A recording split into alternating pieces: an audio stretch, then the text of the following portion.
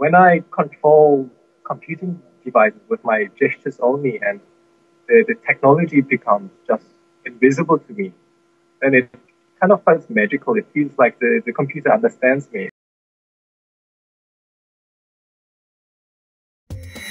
Welcome to the Full Spectrum. Hi, I'm Celia Gorman. Today we're speaking with David Kim of Newcastle University and Microsoft Research. We're going to take a look at his new 3D controller called Digits. Welcome, David. Thanks for joining us. So, what exactly is Digits? Digits is a novel wrist-worn 3D hand tracker, which is indeed loveless, which means you can use your hand to interact with physical objects, but it also enables you to continuously interact with virtual objects in 3D space, but also use gestures to communicate with your computing devices around you. So when KinEtre first came out, our group was quite excited about the prospect of enabling bare hands interaction with virtual objects and enabling fine interactions with your fingers, not just your body limbs. Okay, so the main component is an infrared camera sitting on the inner area of the wrist, overlooking the palm. And then we've got a horizontal laser line generator, which projects a horizontal laser across all the fingers. We've got a ring of IR LEDs, which illuminates the whole hand. And we've got an inertial measurement unit, which gives the forearm orientation for causal interactions with your whole arm.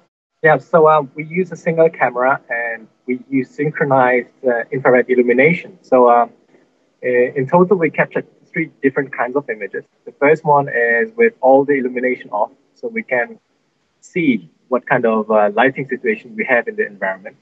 And then we capture one camera image with the laser on to get the distance measurements from each finger. And then the infrared LED is used to extract fingertips and the shape of the hand. And from those 2 images, the first ambient infrared image is extracted, subtracted, so that we only see the signal we want to see.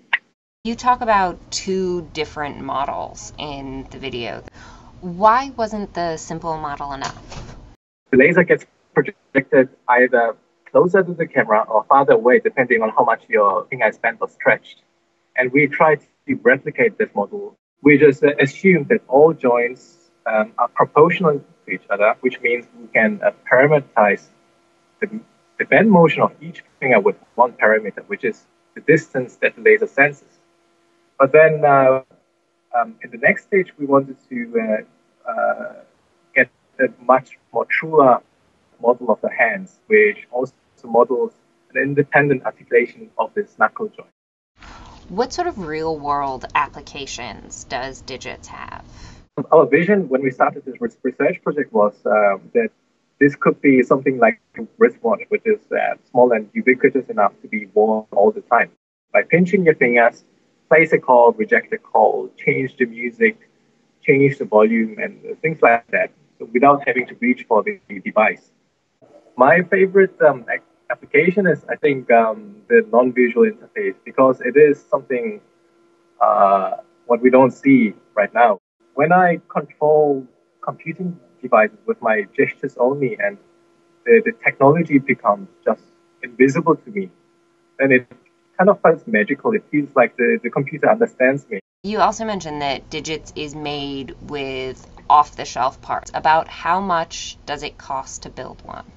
So our research prototype, as you can see here, it costs around $300 to $400, and that's because we're using the best components we can get. But there's no reason why it could be much cheaper. I'm sure a lot of people would love to build their own version of Digits at home. Are you going to release the plans? This is a purely explorative research project. I don't know about plans, and I can't comment about that. So, David, where do you see this going, and what other challenges are coming up for this project?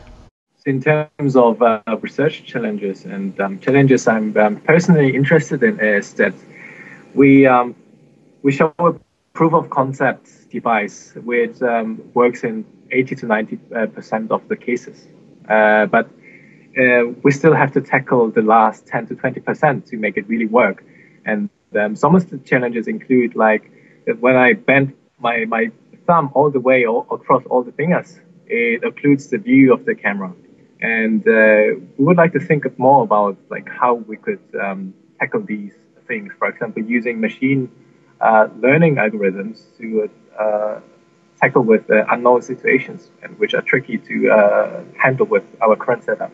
Thank you so much for joining us, David. It's really a pleasure to hear about your new project. We've been speaking with David Kim from Newcastle University and Microsoft Research. Thank you so much for joining us. For IEEE Spectrum, I'm Celia Gorman.